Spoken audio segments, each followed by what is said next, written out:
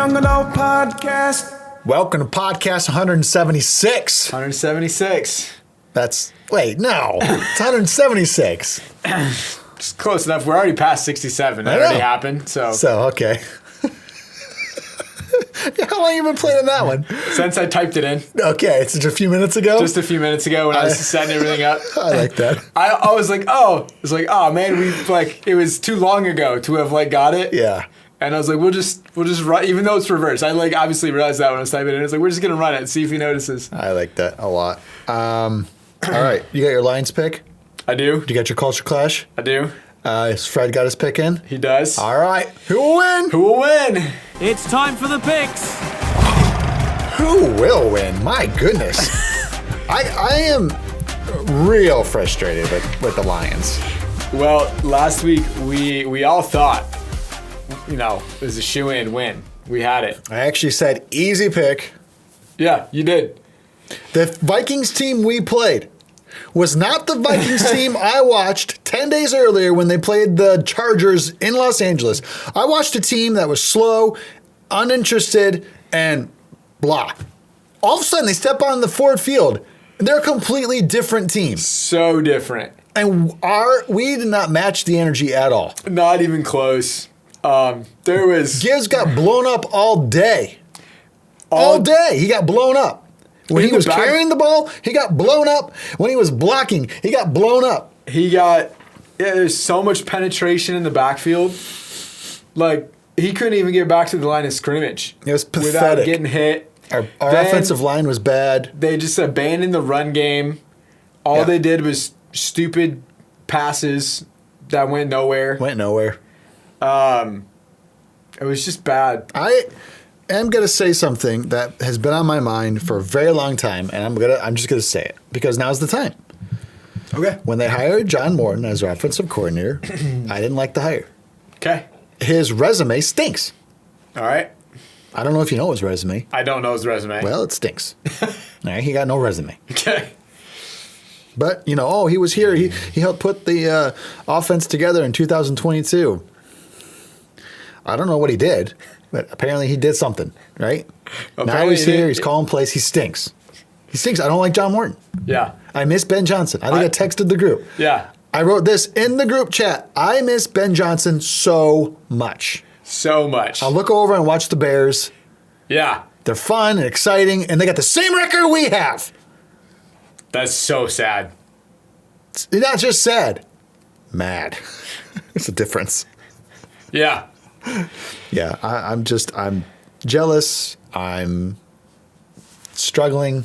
It's bad. It's bad. They have what I used to have, and I didn't want to let go of. Yeah. You ever heard that saying? You don't know what you got until it's gone. Yeah. Oh, no, yeah. I knew what I had. Yeah. Everybody in Detroit knew what they had. Yeah, I knew what I had, and I wanted it. More of it. Oh. Oh yeah. Anyway, all right. Lions. Anyway, I don't know what's going on with this team. I don't know what's going on. Anyway, Lions are favored by 8.5 points playing in Washington, D.C. Yeah. That's crazy. You never see that spread. No. And I know. It gives me zero confidence, though, because they were favored by 8.5 going into Minnesota's game, and they didn't even look like they were in it most of the game. The first drive was great. I wasn't able to watch the first drive. I didn't watch it either. So I heard about it. I'm serious. I didn't watch it. I heard about it. Yeah. First drive was great, and then after that, nothing. Struggle. Hard. All right, I'm gonna go with a win on Sunday. And I feel like my saying that is again the exact same reason why I picked them to win a few weeks ago against Tampa. When I said Dan Campbell doesn't lose 2 in a row. He just loses every other one now. Yeah, I have zero confidence in in John Morton. I agree. My confidence in him is failing more and more by the minute. But I think Dan Campbell will pull them together. They'll get a win in Washington this week. All right, yep. I got a Lions win too. Okay. My dad's got a Lions loss. Oh gosh. No, this helps us gain one on him. Oh wait, I'm 6-5. 6-5. Your dad's 10-1. 10-1. I need to update the board here when we're done with the podcast today. Yeah. All right. 6-5. My goodness. That's bad. My fantasy teams won though. Again. That's good. I sweeped again 2 weeks in a row. And both my teams won. I'm split. All right.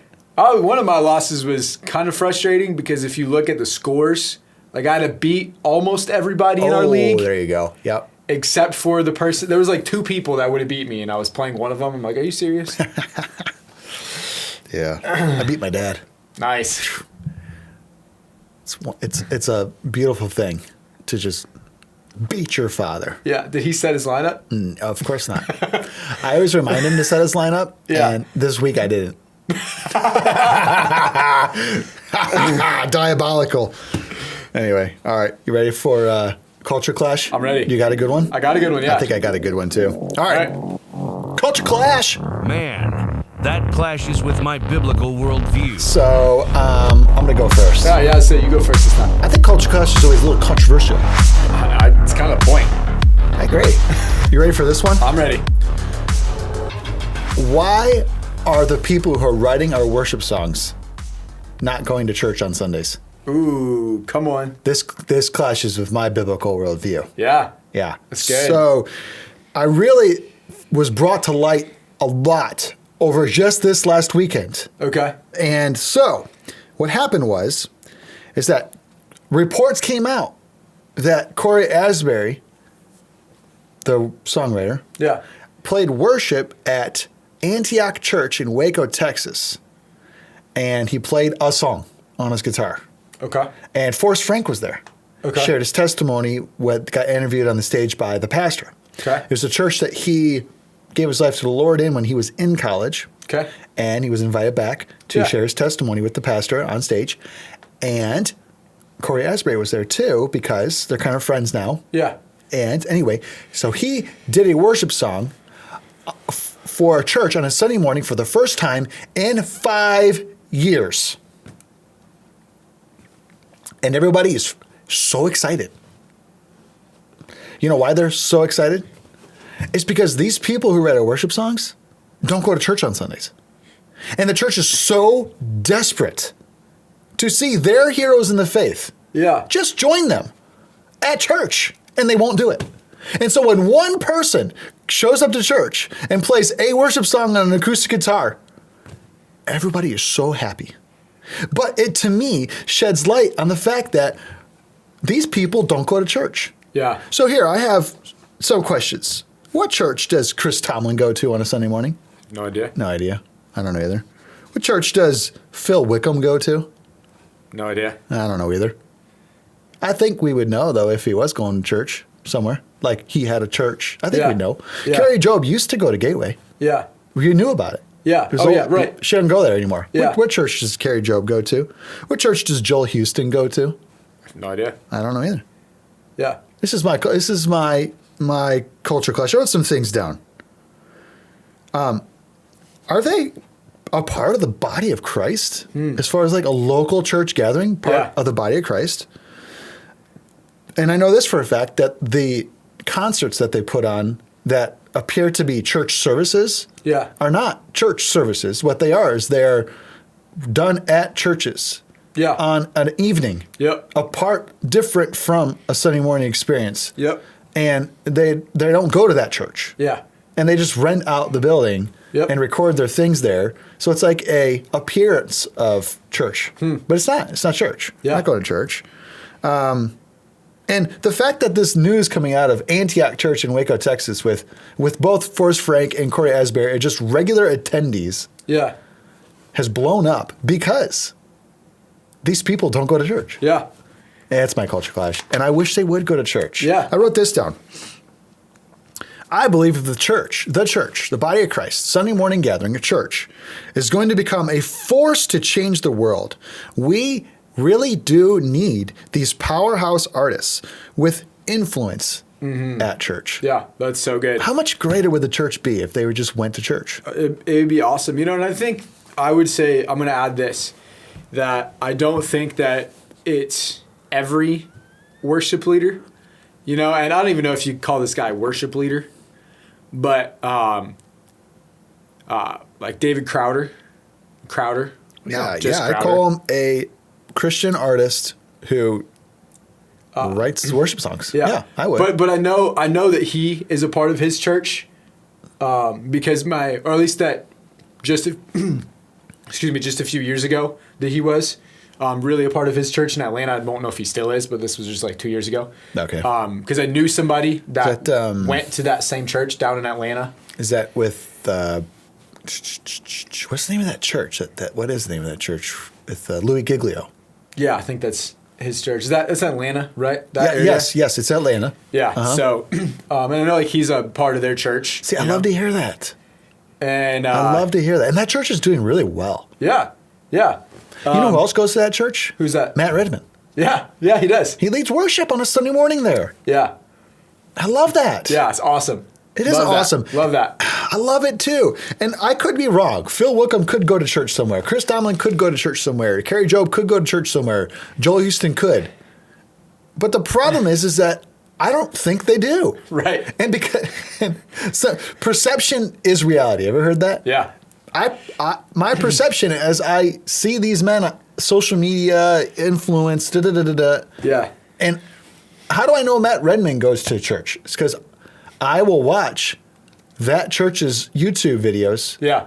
And he's leading worship for them on Sunday morning. You can see him leading worship. See him leading worship. Yeah. Yeah. I mean, let's get a culture clash. All right. What's your culture clash? All right. So mine's a little different than that one, and I love when our culture clashes are different, a lot different. So Did this you do one, a culture clash juke again? no. Okay. This is definitely culture clash. Okay. All right, but it's a lot different vein than the one that you just did. I read a headline, and the only reason I'm going to preface the only reason that I read this headline, because it's not from a news source that I ever see, is because other people were posting about it. I read a news headline from Vogue magazine. Yeah, I can't That's imagine why I you needed read to Vogue, preface right? that, right? That's why I needed to preface that. And the headline was from, I don't know, some lady that works for him and writes for him, that she posed this question: is it uncool? I don't think that's the word that she used, but I'm paraphrasing because I can't remember the exact headline title. I should have wrote it down. To have a boyfriend. Oh, okay. And I was like, what in the world is this about? So I kind of dug into this article a little bit. Basically, she's putting forward this idea that, she's claiming, and who knows if this is actually true, but that young women all over the world are deciding that being in a committed boyfriend-girlfriend relationship, with potential for marriage is now uncool. Oh, man. It's actually almost like it doesn't give them the freedom and the power. Oh, the power. And it's like, even this word was used a lot. It's cringe. It's so cringe to have a boyfriend. So what are they supposed to do then? And well, this is my thing. What is like what's the point then? Like, are you just never going to be in a relationship? So the point is that being cool is better than having a spouse. Yeah. It's more fun. And Is that the message? That was the message of this article. Okay. And I was reading it, and this is why this, I think, clashes so hard with my biblical worldview. Oh, it's clashing with me right now. I'm getting all worked up internally over here. I haven't said anything yet, but I'm working. But I'm on- like, God literally created humanity to be joined together. He created that man, woman, husband, wife relationship. That is how we subdue the earth. You can read that mandate in Genesis chapter 2. That's how we populate the earth. Yep. That is the way that God designed it. And so I don't understand I don't even understand how you can be in, I don't know, maybe just like an echo chamber of philosophy where you come to this conclusion. Like, that doesn't even make any sense. I wonder too, Pastor Aaron, why being cool is so important to people. That's another really important question. Yeah, okay, like, you got a group of friends, right? Yeah. And you want to be cool for them. Right. Like, what? Why? Why? There's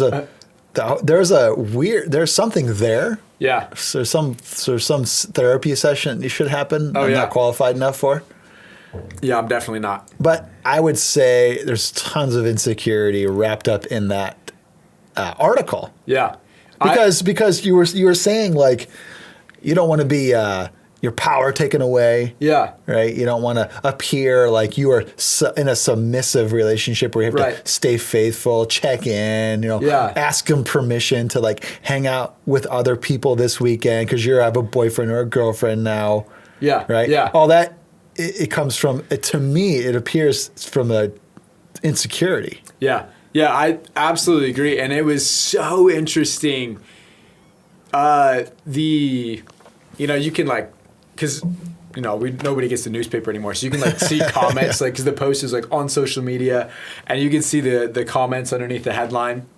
Were they for or against? They were pretty split. Okay. But there was a lot in there that was, like, kind of saying, yeah, I agree. Huh.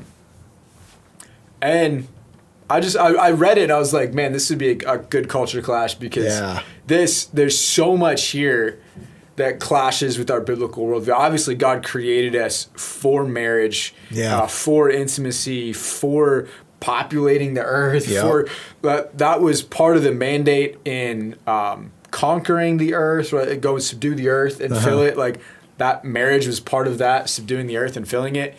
But also just like God says it's not good for man to be alone. Man. No, right there. Not at all. Not at all. So there you go. Culture clash. Culture clash, yeah. All right, sweet. You ready for some Bible talk? I'm ready. All right, Bibbly Talkie time. I love me some Bible talk.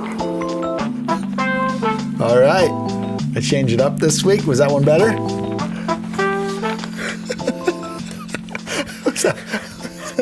Was that one better? I don't know if it's better. It definitely made me laugh, though. I'm trying to find my voice here. If you're just listening and you're not watching, my face just turned beet red. That really got me going. I'm having a hard time finding some words. I don't even know what you say. Well, I used one last week. You said I was never allowed to use that phrase again. Yeah. So I changed it up this week. you can use that phrase again. It was funny. It made me laugh. Okay. Just trying to find my way here. All right, Bible talk.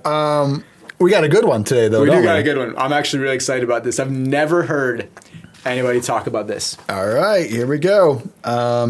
Acts 5, 15 through 16. Okay, just a couple verses. Yeah, I'll read it and then we'll talk about it. As a result of the apostles' work, sick people were brought out into the streets on beds and mats so that Peter's shadow might fall across some of them as he went by.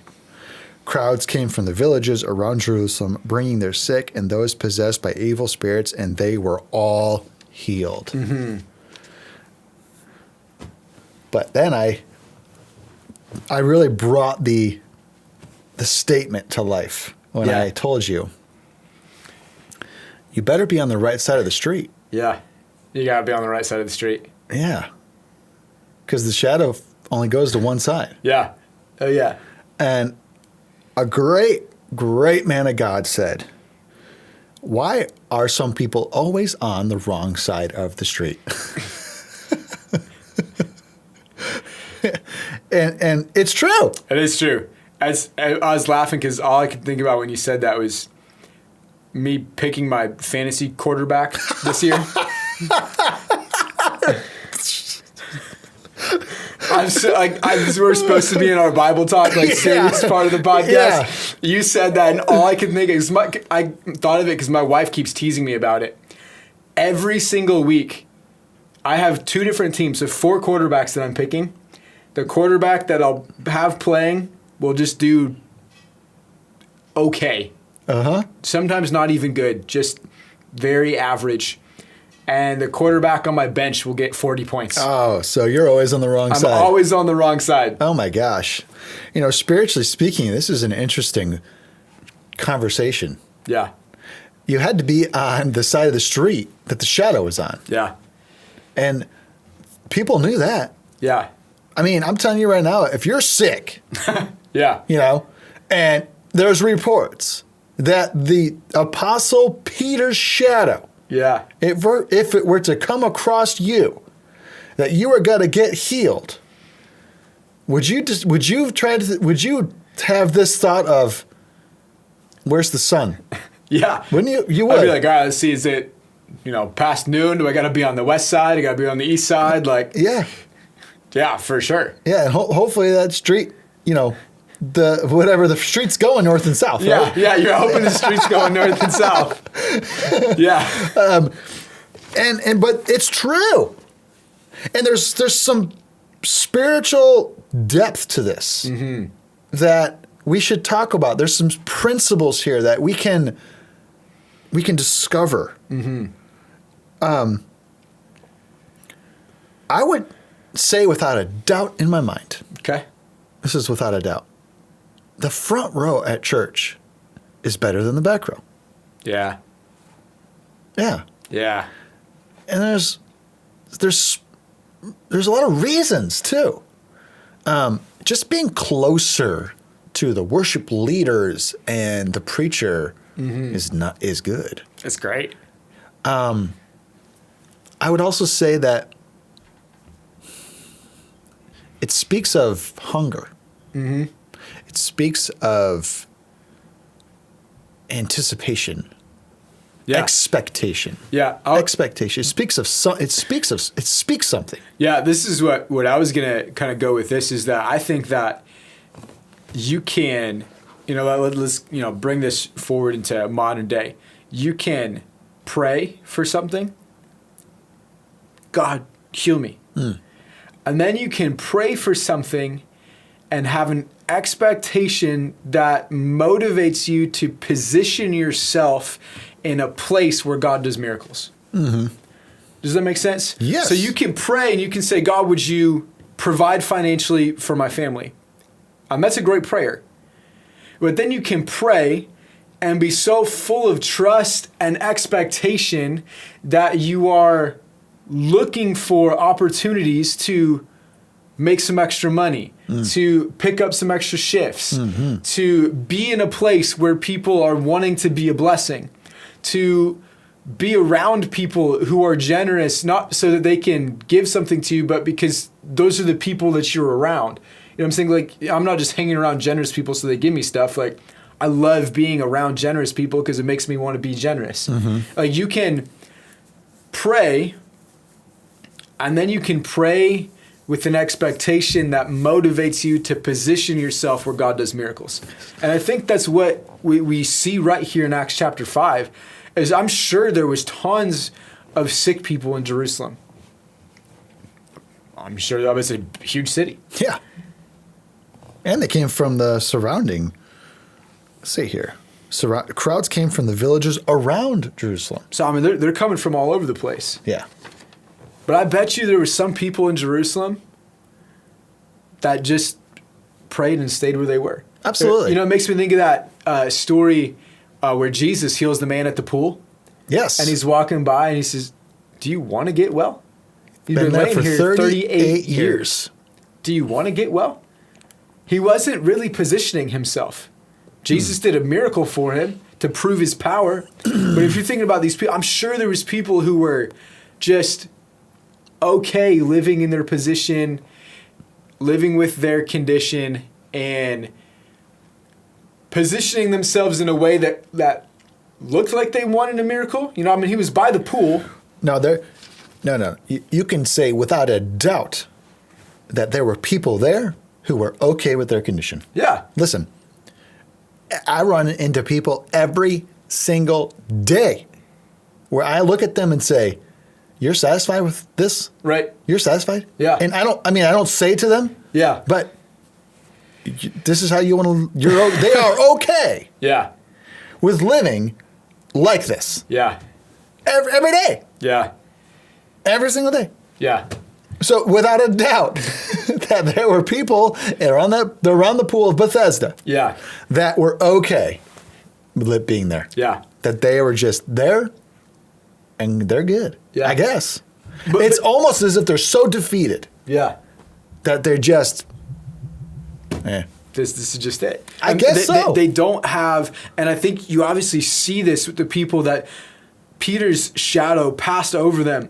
They had an expectation that if I can get to where Peter's shadow is, and not just the street, but Yeah. the right side of I the got to street. be on the right side of the street at the right time of the day when Peter walks by. The sun's in the west, so I'm going to be on the east side of the street so I catch his shadow. Like they put in some work to position themselves for a miracle. Yeah, we know Peter. Like, oh, we've done this research. We've done this. Hey, listen, Peter loves to go to the temple every day at 3 to pray. Yeah. He's going to be walking down this street because he lives, on Main Street. He's Right. going to be coming down 2nd Avenue. Yeah.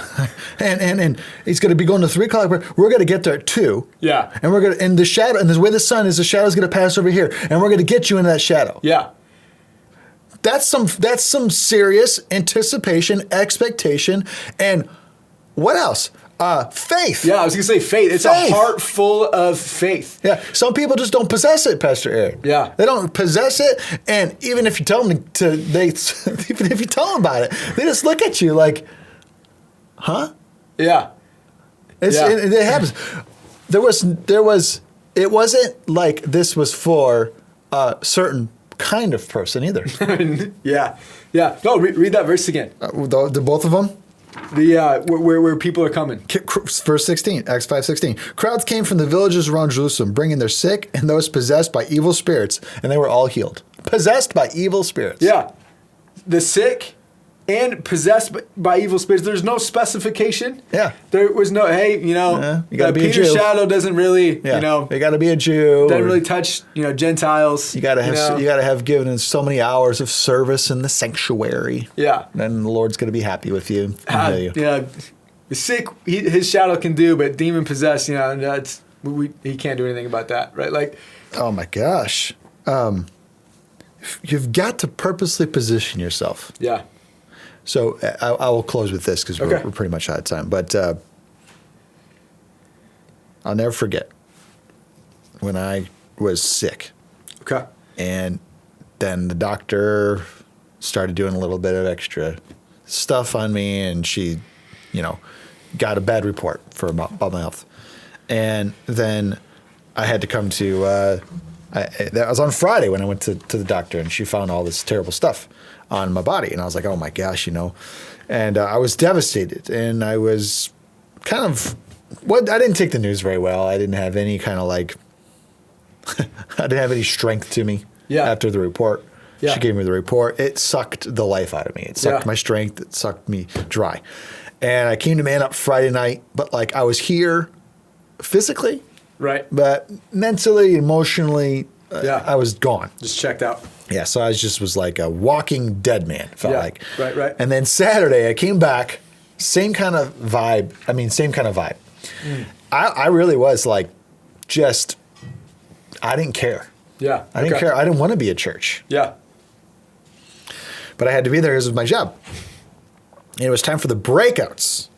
And we had to choose there was like 3 or 4 different breakouts. And I just chose the one in the impact room. I don't know why. And I walked into the breakout a little late. Okay. And there was a little bit of a reason I chose to be late is because I just wanted to slip in the back Yeah. and sulk. Yeah. Yeah. That's it. Yeah. So I come in just maybe 5 minutes late. There was only one seat available in the Okay. room. And Yeah. this room was packed full of men. Yeah. Packed. I was one of the guys in there. I was in that breakout. So it was packed. There was one seat. It was the closest seat to the speaker Yeah. in the very front row. Uh-huh. I couldn't get any closer to him if I tried. Yeah. That's how packed the room was. I was so devastated to see that. I pretended like, hey, I actually pretended because the guys were watching me come in late. Yeah. I was like, nobody wants the front seat? Oh, yeah, it's all for me, baby. Yeah. I just was pretending. It's just being fake. Yeah. But I sat there in that spot, and I'm telling you, it must have been Pastor Tim's shadow. Because when he was preaching, Yeah. the Lord was speaking to me. Yeah. Come on. And that's how I found my healing. Mm-hmm. And that very breakout is where I found my healing. But I was positioned in the right spot. Yeah. I don't think I would have been able to experience that intensity. Yeah. He was right next to me. It was like he was just pounding it into my heart. Yeah, I was come like on. right there, and it was like I was in the right position. Yeah. And it must have been the Holy Spirit saying, this seat is Lucas Forstoff's seat. Yeah. And Come on. there's nobody sat there. Yeah. And I believe it was one of the reasons why I was able to hear so clear from the Lord about my healing. Yeah. Come on. Anyway. That's amazing. Get on the right side of the street. Get on the right side of the street. What was this podcast like? This is a good one. It's really, I feel like these last couple have been really, really hearty. you Hardy. know? Oh my gosh, this one was 72-ounce steak. I was thinking it was a steak. Oof. I was. 72-ounce steak. That's gigantic. I know, baked potato, side salads, mixed vegetables. Sounds great. Hot Leftovers for fudge lunch the next day. Hot fudge Sunday. Come on. Eat the whole thing. Whole thing. Can't move afterward, but Oh, he sleeps so good that night, though. He That- sleeps so yeah. good. You're like a bear going into hibernation. that's right. You're like, sir, there's no laying down in Outback Steakhouse. You're like, I can't get up. You're going to have to roll me out of here. Yeah, then. yeah. I just take a fork and me. I'm just as done as that steak. Oh, it's been great to be with you, audience. It's been a good one. Catch you on the next one. Bye. Youth and Young Adult Podcast. Youth and Young Adult Podcast. Youth and Young Adult Podcast.